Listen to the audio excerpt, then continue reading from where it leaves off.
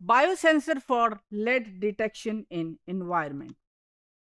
We know that lead is one of the important pollutants and we need to monitor the amount of lead in the environment. There are different sources of lead pollutions जिसके मुतालिक हम पिछले module में पढ़ चुके हैं. We have got different types of products which are used in our daily life. They are used in batteries, it is present in paints, it is present in our food stuff, and it is present in the earth crust. So it is very important to monitor the amount of lead because it is hazardous for our health. अच्छा, biosensor के लिए ये आप अच्छी तरह जानते हैं कि हमें कोई भी बायोसेंसर डिज़ाइन करना हो, the main important thing is a biosensing agent, कि हमारा बायो रिसेप्टर एलिमेंट ऐसा होना चाहिए कि वो टारगेट एनालाइट को प्रॉपरली टारगेट करे और उसकी लोएस्ट कॉन्सेंट्रेशन को भी डिटेक्ट कर सके. तो जैसा कि मैंने आपको पहले बताया, हमने पिछले मॉड्यूल में पढ़ा, there is a type of DNA molecules which are known as DNA enzymes. These molecules have a property that they can act or detect the molecule, they can detect the target molecule, that is lead, but we have to design we have to design the molecule intellectually, यानी कि हमें उसकी proper designing करनी पड़ेगी. मैं आपको इसकी मुख्तलिफ एग्जांपल्स दिखाती हूँ, बताती हूँ. जितने भी बायोसेंसर अब तक डिज़ाइन किए गए हैं जो कि सक्सेसफुल हैं लेड की डिटेक्शन के लिए लोएस्ट कॉन्सेंट्रेशन पे, वो तमाम के तमाम डीएनए एंजाइम्स पर बेस करते हैं. And these enzymes are biosensors are electrochemical biosensors, and these electrochemical biosensors can detect lead metal ions. मैं आपको सबसे पहले एग्जांपल देती हूँ. And this in this case the lead ion could be detected, and but we have to design the biosensor by using some strategy. The strategy is that the first strand of GR5 DNA enzyme, there are 3 strand. पहला strand जो है वो enzyme का strand है. दूसरा strand जो है हम उसको कह रहे हैं that is a sensitizer. और third strand is the second strand is a complementary substrate, यानी कि कॉम्प्लीमेंट्री स्ट्रैंड और जो है हमारा एंजाइम का स्ट्रैंड है, उनके दरमियान हमने एक सेंसिटाइजिंग लेयर रख दी है. And that sensitising layer is made up of a complex. तो बुनियादी तौर पे इसमें हमने कहा कि 3 लेयर्स हैं. And that first is the DNA substrate का एक स्ट्रैंड है, और दूसरा उनके दरमियान जो इंटरकलेट कर रहा है that is ruthenium phenyl. Ruthenium phenyl इन दोनों स्ट्रैंड्स के दरमियान मौजूद है. And this strand is immobilised on a gold platform.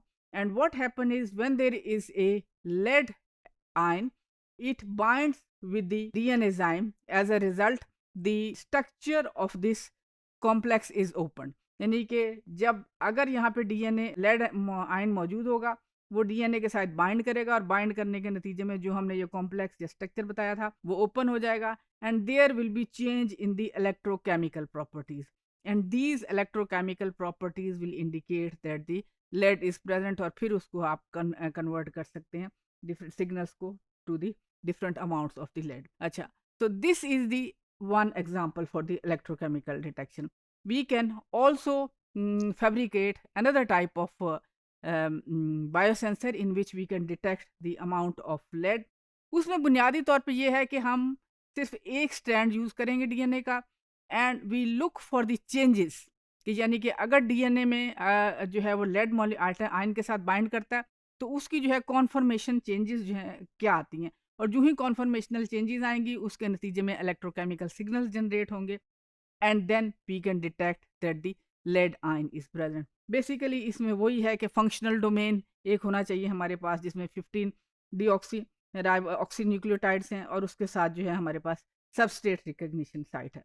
So you can see in this slide that the electrochemical method के जरिए we can detect parts per billion lead via electrochemical bound DNA enzyme assembly. This assembly is basically attached on a platform, and when a lead ion binds with the DNA molecules, उसका जो structure है single stranded DNA का वो open हो जाता है, और वो स्ट्रक्चर जब रिलैक्स हो जाता है उसके नतीजे में इलेक्ट्रोकेमिकल सिग्नल जनरेट होते हैं, and these signals could be converted into the amount of lead present.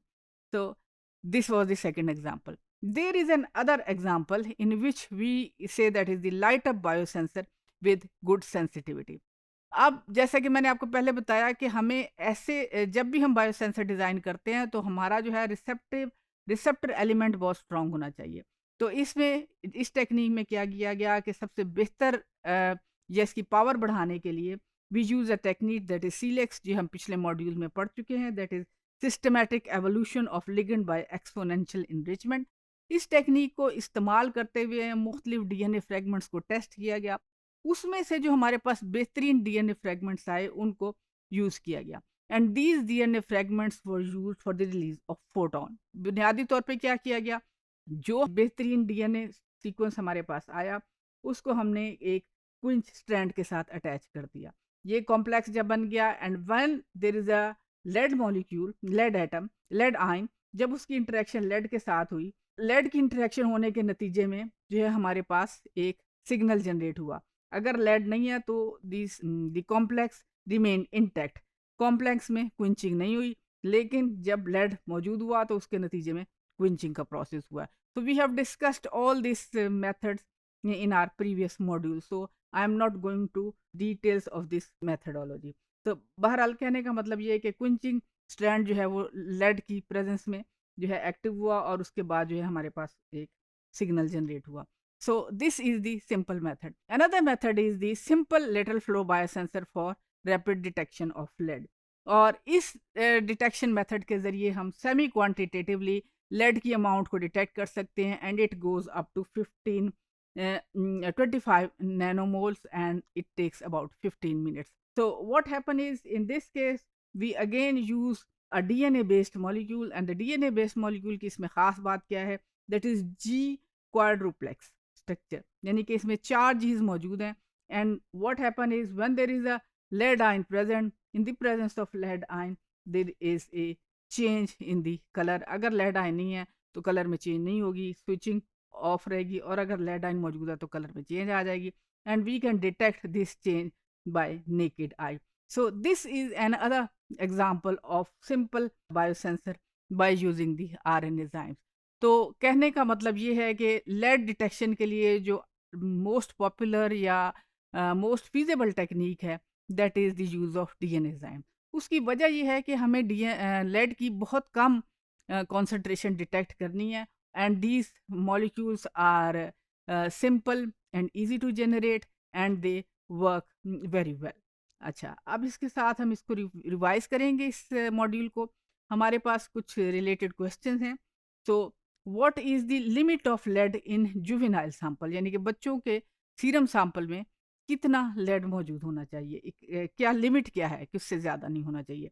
What is a DNA enzyme, and discuss the application of DNA enzymes in biosensing, and give an example of DNA biosensor in which electrochemical properties of guanine bases are employed.